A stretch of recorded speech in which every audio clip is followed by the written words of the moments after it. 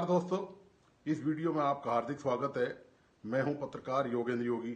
दोस्तों, एक कहावत आपने सुनी होगी कि सुबह का भूला यदि शाम को घर आ जाए तो भूला नहीं कहलाता। लेकिन ये कहावत तो उनके संदर्भ में लागू होती है जो इस बात का पश्चाताप करें कि उनसे गलती हो गई है और वो इस गलती की पुनरावृत्ति शायद भविष्य में नहीं करेंगे। लेकिन कांग्रेस पर ये नियम लागू नहीं होता। ये जो उदाहरण है, ये जो मुहावरा है, ये कांग्रेस पर लागू नहीं होता। कांग्रेस देश में एक ऐसा राजनीतिक दल बन चुका है जो कभी भी किसी भी सूरत में अपनी गलतियों से सबक सीखने को तैयार नहीं है, चाहे कुछ भी हो जाए। कांग्रेस अपने पैरों पर कुल्हाड़ी मारने वाला एकमात्र राजनीतिक दल है। बाकी जितने भी दल हैं वो अपने हिसाब से, अपने राजनीतिक समीकरण के हिसाब से अपने राजनीतिक दल चलाते हैं।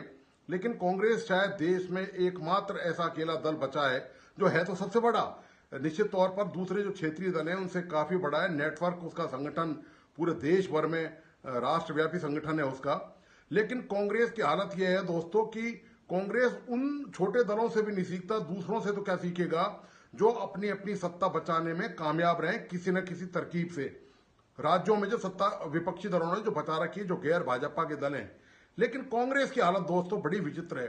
कांग्रेस दरअसल अब दोस्तों तरस खाने लायक स्थिति कांग्रेस की हो गई है कि कांग्रेस, आप ये देखिए, ये वो कांग्रेस है जिस कांग्रेस का राज पूरे देश पे हुआ करता था। यदि आप भारत का नक्शा निकालेंगे और आप नक्शे पे देखेंगे उस समय के भारत के राज आज से 20 साल पहले के, तो पूरे देश में लगभग सभी राज्यों में, कुछ राज्यों को छोड़कर जहां विपक्षी रीजनल पार्टियां का राज था या भारतीय जनता पार्टी का एक दो राज्यों में राज था, पूरे देश में तमाम राज्यों में, केंद्र शासित प्रदेशों में कांग्रेस का शासन था।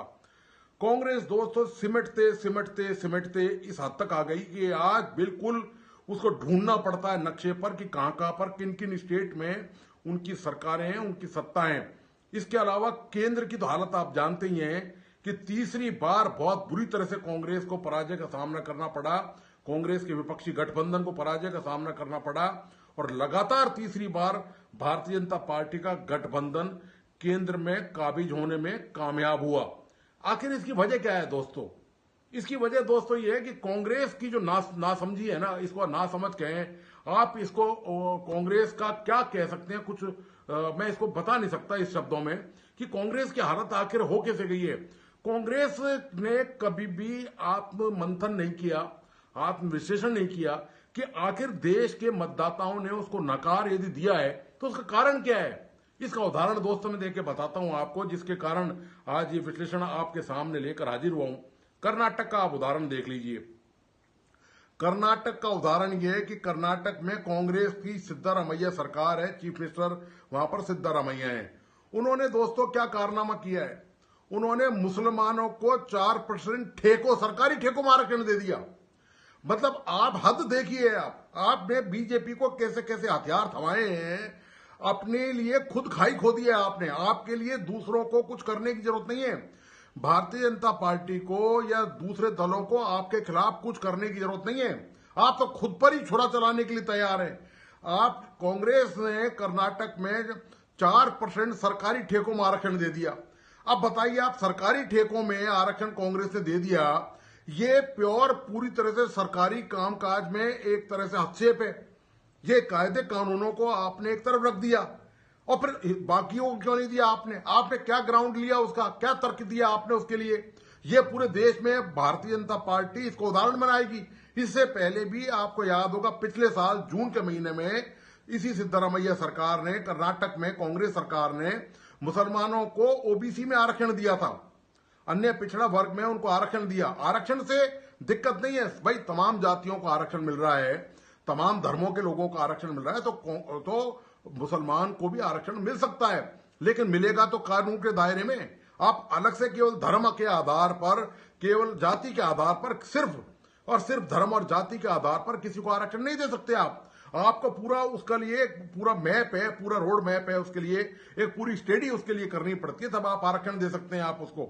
वहां कोई दिक्कत नहीं है। पिछली बार भी इन्होंने ऐसा ही किया और पूरा बवाल मचा। आपको याद होगा कि प्रधानमंत्री नरेंद्र मोदी ने पिछली जब चुनाव हुए थे लोकसभा के, उस समय उन्होंने इस मुद्दे को जबरदस्त लपक लिया था। विधानसभा के चुनाव के दौरान, लोकसभा के चुनाव के दौरान सिद्धरामैया सरकार का ये जो निर्णय था, ये ओबीसी में मुसलमानों का आरक्षण देने वाला, प्रधानमंत्री मोदी ने तगड़ी दुहाई करी कांग्रेस की इस मुद्दे को लेकर।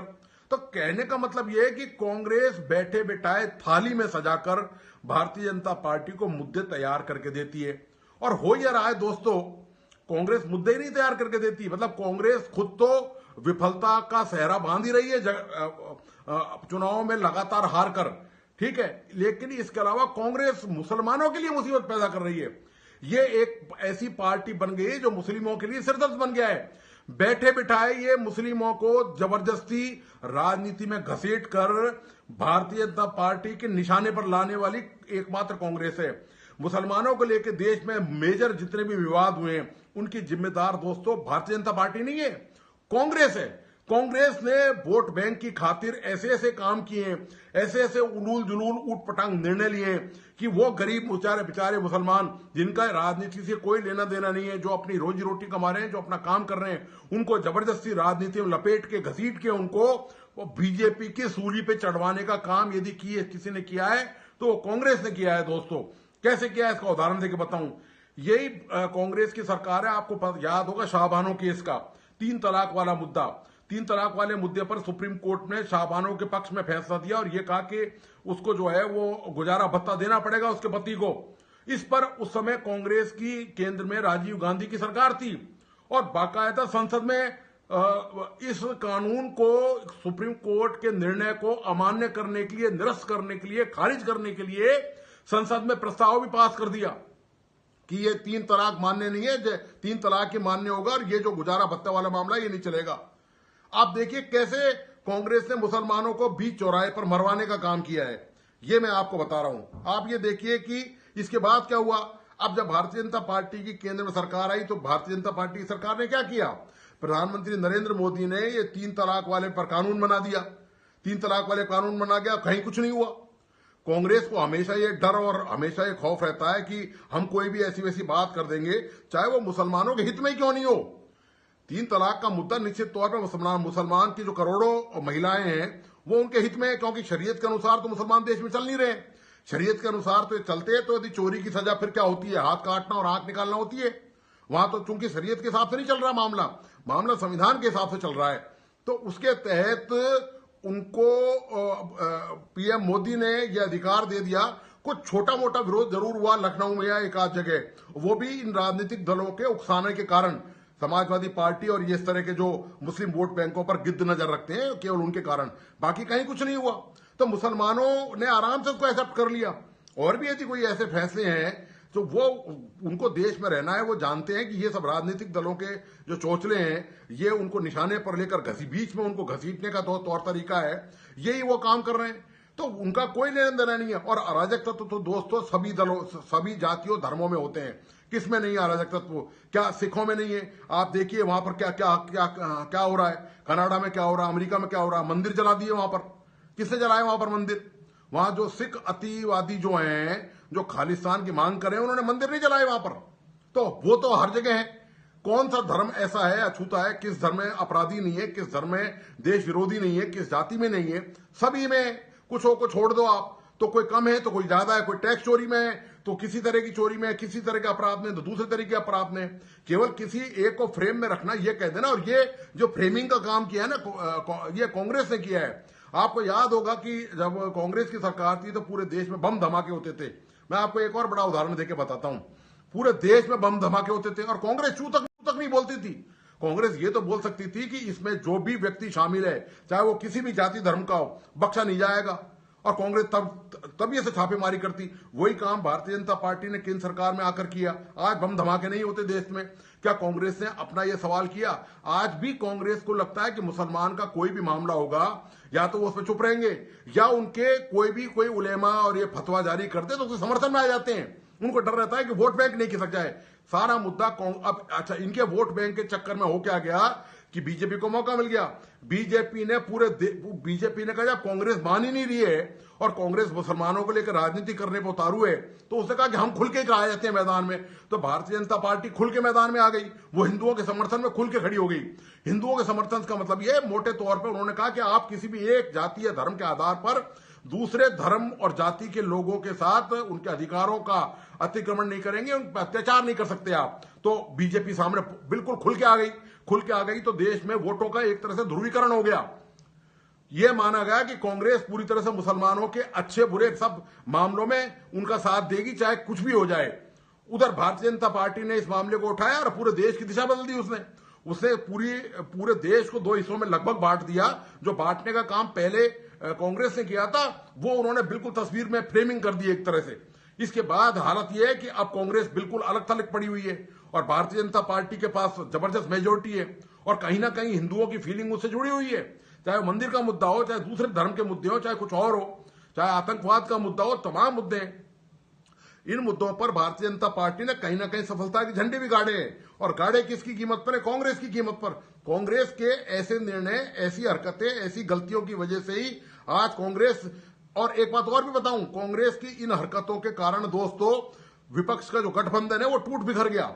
इन्हीं की ऐसे उटपटांग गलत निर्णयों के कारण, गलत तरीके से फेवर करने के कारण ही कांग्रेस जो विपक्ष का जो अपोजिशन इंडिया जो गठबंधन बनाया था वो कहीं आता पता नहीं है उसका। आज ये आपस में लड़ मरे, उसमें से सबको बिना सत्ता के हिस्सा चाहिए।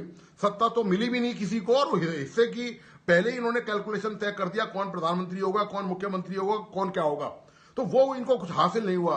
तो दोस्तों दरअसल असली बात यह है कि कांग्रेस अपने तब तक वापस मजबूती से मुख्य धारा में देश की नहीं आ सकती। यानी कि चुनाव जीतकर देश में जो सरकार बनाने का ख्वाब है वो कांग्रेस का तब तक पूरा नहीं होगा जब तक कांग्रेस ये तुष्टीकरण की राजनीति नहीं छोड़ेगी ना। ये मुसलमानों को लुभाने और आकर्षित करने के लिए, उनको फंसाने के लिए, मैं तो कह रहा हूं ये लुभाने के, आकर्षित करने के लिए नहीं है। ये दरअसल उन बेचारों को फंसाने के लिए, जबरदस्ती उनको विवाद में घसीटने के लिए।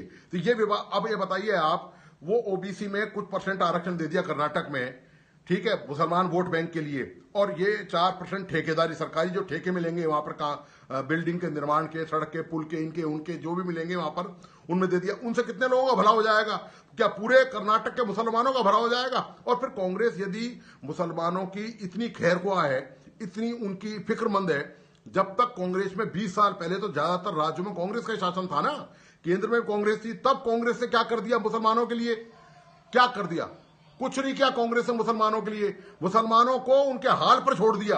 वो आज भी मेहनत मजदूरी कर रहे हैं या पढ़ाई लिखाई करके जो भी कुछ कर रहे हैं, अपना घर परिवार चला रहे हैं, वो कांग्रेस के भरोसे नहीं चला रहे हैं। कांग्रेस की कोई स्कीम ऐसी नहीं है जिसमें उनका भला हो। तो ये दोस्तों कांग्रेस की आज हालत हो चुकी है पूरे देश में कि कांग्रेस लगभग दरकिनार की जा चुकी है।